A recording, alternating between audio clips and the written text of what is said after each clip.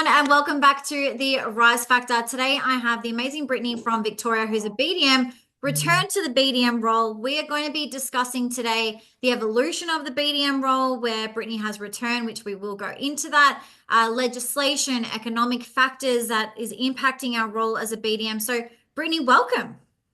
Thanks, Sarah. For those that do not know you, who's Brittany? Who's Brittany? Okay. Brittany is a mum of three. Brittany has been in the industry for 13 years now.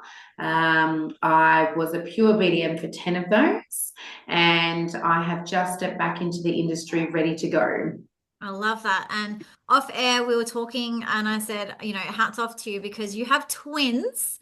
And I was like, oh my gosh, one is, has been such a challenge for me, let alone having two of these beautiful little ones at the one time and navigating through all that. So, hats off to you and honoring you, Brittany, and Thank you. coming back into the world of BDM whilst navigating. Yeah, I figured if I dealt with twins, I can deal with any client, hey? Sure. Motherhood definitely teaches us resilience on a whole nother level. I couldn't agree more, Sarah. I could not agree more. So, Brittany, tell me, what do you feel has changed the most since your return back to the BDM role? Because you had some time off. Yeah, I did have some time off. I feel like I've had a lot more time off than I actually did. So I had from 2021 right up until now, 2025. But of course, we had COVID for the first 2 years between 2020 and 2022. So it actually feels like, as a whole, it hasn't been normal for me since 2019, which is 5 years ago. Yeah. If I relate back to then, which was normality for me, I would say that the biggest shift within the industry is, of course, the level of investors that are out there. There's just not what it was 5 years ago, let's call it. Mhm. I think the confidence has dropped. I think the fact of land tax interest rates has had a massive impact on that as well. And I just think, as an overall, it's just a complete different shift in the respect of from a BDM perspective. We're now dealing with no longer, I guess, inbound calls, but very much outreaching. Yep. And that's been the biggest move from where I sit. Sure. Yeah, awesome. So how have you been able to navigate that since coming back, I suppose, because now there's going to be more of an emphasis on prospecting and what we call like Yeah, hunting. yeah. What are some new like strategies or tools that you've introduced now? Yeah, so first and foremost, I've had to accept the word I'm not interested or no. It was very hard for me to swallow that pill many years ago, because very rarely was I told no. And that's not sounding arrogant, that's just reality as to the role that I was in and the status that I was at. Mhm. Now it's more, okay, it's sort of a no, it's not a no, right? It might be a no right now, but maybe in the next 6 to 12 months, it might be a turnaround of, actually now we might be a little bit ready, or whatever it may be. It's just a work in progress, and it's more of the long-term game rather than a quick transactional, I guess, interaction. So do you think that the touch points now have increased? Like it's taking us, more times to speak with a landlord before they're ready to make a decision? Yeah, definitely. So I think it's come down to, we need to be building relationships with people a lot more. It's not just as simple as they're calling us for, I guess, a transaction. It's, we need to be their trusted advisor. We need to be giving them updates as to what's going on with the legislation, all the legislation items that have come through. I think it's just been a massive overload. And I guess we're now put as advisors to investors. That is what's helping them make their next move or decision. And it's more the trust that needs to be built, I would say. Yeah, for sure. I love that you mentioned that about, not transactional. And even I suppose, Brittany, we're very similar in terms of, if I look back 5 years ago and how much it's shifted now, it definitely, we didn't have to prospect as much. We didn't have to be so present in terms of now adapting to the digital world. There has been so many different factors that we have to consider. And what I love that you mentioned is the advisory part and helping Yeah. investors make the best decision, which I think BDMs play a vital role in that where, yeah, it's not as easy now where you just go and pitch for the business and hope for the best. We really need Yeah. to think strategically and really personalize that experience. And I think we're stepping into unknown territory for BDMs because they got complacent and they are now going, well, it's not easy now. And then we've got disruptors in the industry who perhaps are offering lower fees because it is so competitive and that you have to, you know, get the objections underway, negotiations. So it's Right. just a lot. So how do Yeah. you deal with like day to day structuring like your prospecting and your outreach? Yeah, so on that, you just triggered another thought that has drastically changed from when I was, let's call it converting. I was converting business for the company. Mm, I wasn't necessarily prospecting. What I've also seen is the huge change in fees. So where I was averaging 6 to 7%, I'm now seeing agents that I'm coming up against at 4%. I'm like, how is this happening in our industry? How are we lowballing ourselves to that level?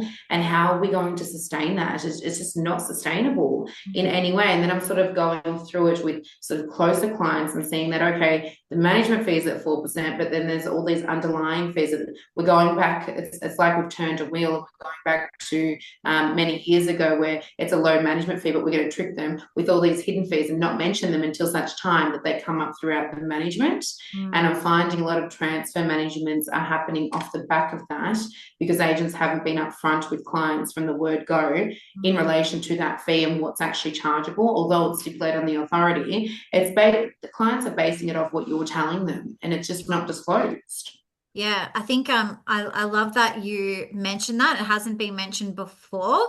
And I know Yeah. you know, there we want to get those auxiliary fees 100%, but at the end of the day, a lot of landlords and know that we have the management fee, letting fee, and the marketing fee. And generally that is, you know, with comparison. So unless you are fully disclosing upfront the extra fees or if or when that happens, I think it's not a fair you know, playing field. So I love that you mentioned that because I also think that is a big shift that we are having to navigate as a BDM. So going back to the prospecting and your Yeah.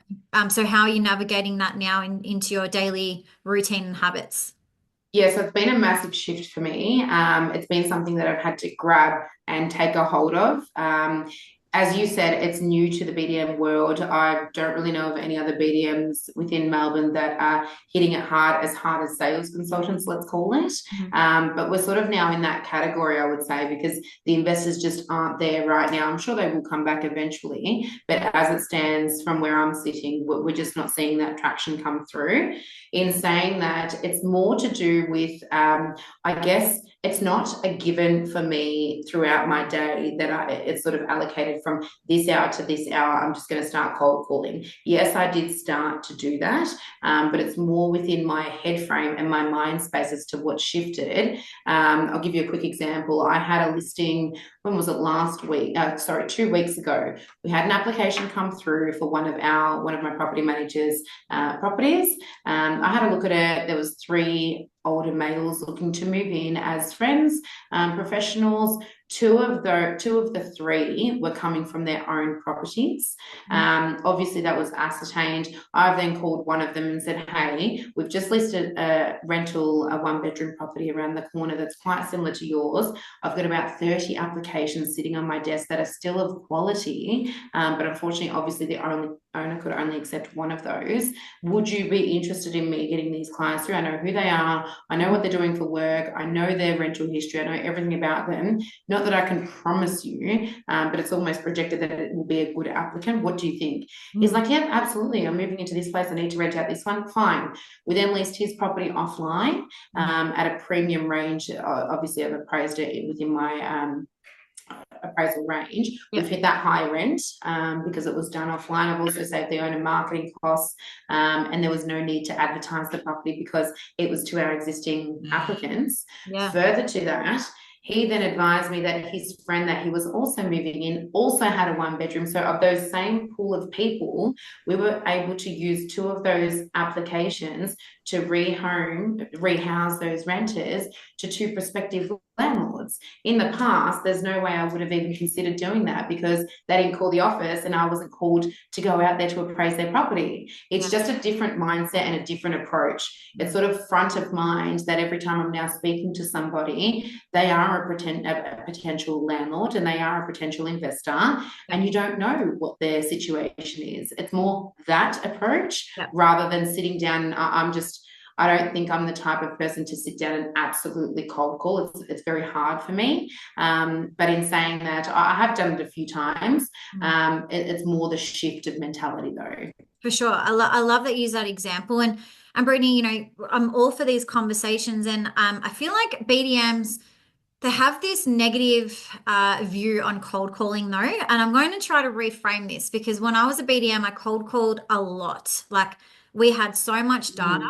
And the way that I see it is that if I have this data and I'm going to be able to call someone with an intention and be able to add value or just have a conversation like we're having now, it's still a win, Yeah. right? So it's not Yeah. necessarily cold calling as a waste of time because when we look at our networks, right? If you're sitting there going, let's have a look at our ecosystem and who's like the low-hanging fruit right now, and you've Yeah. got that data, if you're not doing anything with that data, someone else is, right? Yeah. So cold calling is, I suppose, one way or one thing that you could do with that data.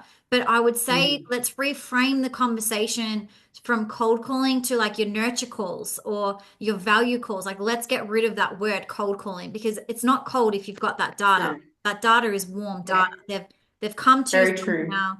They know your office. So I think whether that was for you, that message, Brittany, or other BDMs listening, I think like let's reframe it because there's still opportunities there, right? And it's being strategic though with that data and how we have those conversations with people. And I think we are the dialogue is very different to sales agents and BDMs that are on the forefront, you know, that know what's happening in their market. Like how amazing, Brittany, that you've been able to get that result for 3 landlords, right? So if you were to call someone that had a property in the same vicinity as those 3 landlords, imagine that conversation that you could have with that landlord. So there's a reason why you're calling. And sales agents do the same thing with their database. Hey, just letting you know, we had an auction on the weekend. Are you curious to, or do you want to know the result, how the campaign went, etc.? I think that's the way we're heading in terms of the BDM space because I mean, I don't know any BDMs that necessarily door knock, but essentially it's door knocking without the physical door knocking, right? So Entirely agree. yeah, so let's go there. And I think now we will find more BDMs that are hungry for that growth. So those ones that are hungry for that growth that are going to be proactive are the ones who are going to utilize these opportunities and find that resilience. And yep, you might be hung up on, like happened to me many times. I don't know about you, Brittany, but I've been sworn at, hang up on, where'd you get my details? Definitely. You name it. But we Yeah. someone else wants to hear from you. Someone else will be happy to have a conversation with you, right? So, and then I think going back to that touch points that you were talking about, Brittany, like if you're making that phone call, you're having that conversation, they're in your database then. So whatever you do with that database or your CRM, whether it's you take them on a journey, what information are you sending them out? Like have you got an EDM set up so that they're constantly seeing what's happening in the market? You're able to then have those extra touch points that will get a cold to a warm to a hot much quicker. And it takes time. Like some of my clients, it took 3 years for me to nurture that. But did you Yeah. find the same thing or the same experiences? In terms of How long it new could take? clients. Yeah, sometimes. I mean, I've only just stepped back into the industry, so too early to tell at this moment. Mm. I am sort of going down the road of course, sourcing external clients, and that, of course, involves, I mean, personal contacts. So my network of people, my friends, my accountant, for example, my conveyancer that I've used in the past. It's a group and a network that you formulate as you're on your own property journey. I mean, I've just purchased an investment recently, and I've had to go down that same path. And I think it's really important for us as BDs to understand the steps that it takes for an owner to actually purchase and invest an investment property. It's a huge achievement. And then in saying that, it's sort of the reassurance is, okay, this agent knows where I'm coming from. I've just saved for a deposit. I've gone down this road. I've done countless open for inspections. I've finally found what's for me. I've bought it. I'm now putting it in the hands of this person who is to find me a good quality tenant to preserve my asset, to help me get the highest rental. All these things are running through these owners' heads, as it did for mine. And I'm in the industry. So if I'm wound up with all these questions, imagine what it would feel like for somebody who's new to this. So I guess where I come from is a space that I try to help people as they're coming to light or in front of me across my desk, whatever it may be, over the phone. It's what can I do to assist you to make the process feel more at ease, or to guide you in a way that will help you improve your portfolio. So in turn, of course, that there's further managements for us to be dealing with. It's more from that angle of not sort of breathing down their throats. We want your business. We want your business. It's what can we do to help you, literally. Yeah. I love that. I think a key word that you said was feel. It's like, what are they feeling? And I Yes. think now, I believe that that is a skill set that BDMs need to have now. And that's that empathy, compassion, tapping into that psyche of another human being that Yeah, you're dealing with. And I feel like that's a really key component now that might be different from 5 years ago. What skill set definitely. do you think that BDMs need today that wasn't perhaps as essential 5 years ago? Uh, Firstly, compassion Hmm. and an understanding as to where the owners are. It's very easy for us to blame when they don't want to spend money, for example. Very, very easy. I guess understanding the reasoning behind that. Obviously, with the land tax that has come through recently and the interest rates, these owners are pushed to their limits. They didn't think that perhaps 5 years ago when they purchased their investment property that this was going to happen. No one knew that this was going to happen. So I guess it's more not so much compassion, but understanding as to where they're also coming from. As much as we advocate for both sides of parties, I understand that. But I think I've found success in the past where I resonate more with my owners than I do with my renters, because they're hitting it hard. They've got their council rates, they've got their water rates, they've got their mortgage on top of that. Not only that, they've got their obviously their maintenance for the property. They've now obviously got their safety checks, gas, electric, smoke alarms. They've also got the minimum standards that they've got to uphold. There's many factors here that are driving investors away from investing. Like why would they go towards property and not go towards shares, for example? Because shares are so much more simplistic. Yes, they're up and down, and yes, property's a lot more streamlined, but there's less red tape, so to speak. Yeah, for sure. So I think, obviously the investor sentiment lately has changed, and there's more concerns that come up when we're talking about the legislation and investor confidence, Yeah, especially in Victoria, the economic pressures that everyone is feeling right now, yeah, not just investors. So yeah. how have your conversations then shifted or shaped to then combat that? The concerns or the challenges that investors perhaps are thinking or feeling when you are going out and essentially trying to get their business. Yeah, so generally when investors are scared, it's more they don't know what they should be doing. So I would say that's mostly what the issue is. Mm. They just simply don't know. So it's more the reassurance and the education that we are now providing to our clients to reassure them of the process. I would say actually, Sarah, that's the biggest thing that's been a shift in my eyes from 5 years ago to now. I'm also educating investors as to what it is that we need to be doing for their investments to bring it up to standard as per the industry as it stands. It's more along those lines that I feel like once I've provided reassurance in the client as to what it is that they need to be doing, it's not as scary as it seems to be prior to speaking to me. Obviously, off the back of that, once we've completed the appraisal or the conversation, wherever the discussion sort of goes from there, I tend to feel a sense of relief come from the client, because they're like, okay, this girl knows what she's talking about. She's telling us what we need to do to protect us. This Yes. is what it is to have an investment property. And we now feel a bit more comfortable with the entire process. There's a lot of, I guess, language and conversations around the change of legislation. But I think that if we can sort of streamline it and make it a lot more targeted and a lot more these are the items that we need to be addressing and make it tailored to the property. There's no point talking to an owner of a brand new apartment about minimum standards because, of course, they're meeting minimum standards. Right. It's more of a conversation for the older investments that haven't, perhaps maybe the investors of land banking, I'm not too sure. Those are the conversations where we need to be having them, not necessarily with the new investor clients that are purchasing off the plan or whatever it may be, because they already meet it. Yeah. I guess it's the relevance of the client as well. Beautifully articulated, Brittany, with what you just said.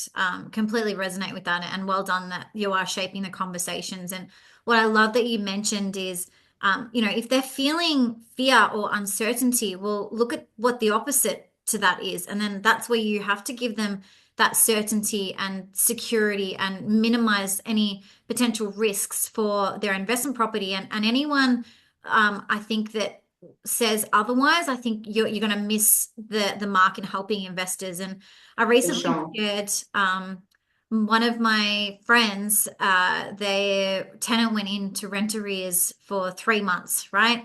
And unfortunately, his landlord insurance didn't cover rent arrears to that capacity. Now, some would argue, well, that's his fault, that he got that landlord insurance and he should have checked it. And I would say, well, as a BDM or whoever's onboarding that client into the property management department should be sitting down and saying, hey, who are you insured with? Like, these are the things that you need to Yeah. check, or provide that landlord a checklist with, like, hey, these are recommended insurance providers, but make sure you're covered for X, Y, and Z because of our experience, and tell those stories and be relatable because, my friend, he's not going to go back to that property management agency. Not that they've cost Yeah. him that money, but because he said that he would have paid more for a better Mm-hmm. service had he have received that kind of level of service from his property management.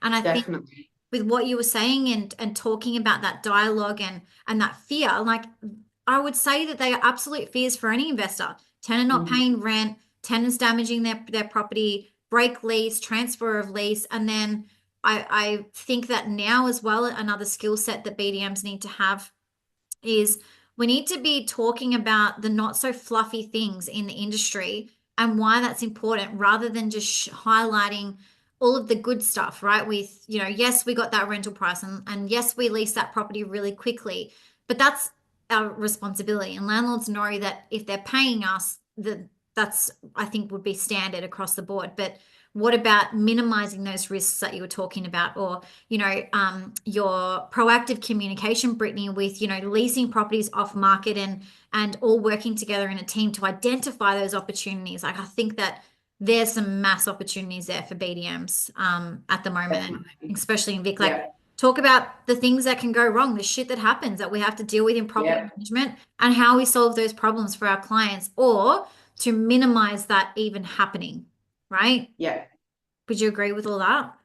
Entirely, entirely, Sarah. I think you made a valid point there in relation to, of course, insurance. I can't tell you how many times across what I've been in this for 13 years now, where I've had a client say to me, "Oh, I don't need landlord insurance. I simply don't need it." It sort of creates volume, and it creates. Well, you're telling them a story. You're telling them based on your experience. You've seen, and I mean, I've seen countless scenarios where the owner hasn't had insurance and it's going absolutely sour and they've lost their investment over it. That is a reality. And that is something that nobody talks about because they sort of don't want to take the blame for it or be at fault for it, or maybe coming across in such a way that it's discrediting where you're working or yourself as an agent. The reality of it is it's not discrediting us as agents and as BDs. It's more so this is what one of my clients have done in the past. We obviously recommended against that. He chose not to listen to our recommendation as the professional, and this is what happened. It's just educating clients as Sure. to what the best part of the process is and what the worst part of it is and what could potentially happen. For sure. Like I even remember some of the content I put out as a BDM was a property that didn't lease quickly, and why it didn't lease, and what we did though to turn the marketing around to be able to get Yeah, desired outcome for that owner. So yeah, I think, let's not hide away from those things and those mhm, conversations. And I would probably even say that once we get more comfortable and confident in sharing our opinions and stories, that I think that that content would probably get more engagement than just a pretty lease sticker on a board because no one gives a shit about Agreed. that, you know? Yeah, So, entirely agree. um, Brittany, I would love to dig deep into, you this year. So you've come back, and I would dare say you're probably fired up, and there's lots to learn and getting back in. Like I know that there would be some excitement there, but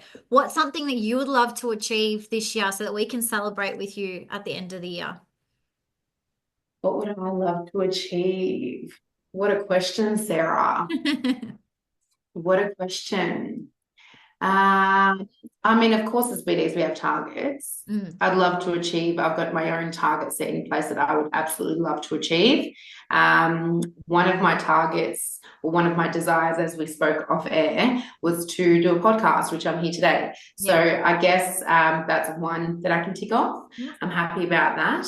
Um, Gosh, I'll have to think about it. You Get put me back on to the me and I'll spot write it in here. the description. Yeah, it's like it's important, I think, for us to review because, if we've got Yeah, some ambitious goals like and we're showing up every day and we're making an impact, then like let that be your driver. Yeah. So I think yeah, yeah, have a yeah. think, and I would love for you to get back to me. And for anyone else, 100%. yeah, for anyone Yeah, else listening, like think about what's something like a big scary goal that you want to achieve this year, and like what me and Brittany have discussed today, like flip it, flip the dialogue and reframe it mhm, and make it happen. Yeah. yeah. I Brittany. think property aside, myself as a BD, I mean, a lot of people don't talk about sort of mums coming back in the industry. Obviously, you and I are both one of those. For me, it's more so I made the leap to come back to the industry. That for me was huge this year. I've only come back in the last 2 months or so after doing this, obviously, 6 days a week for the last 13 years and then having a big break. For me, that was huge in itself. So obviously next year there'll be certain different goals. But I think showing up with not battling, but juggling children, juggling family life, juggling this massive involvement as mothers that we are now needing to deal with.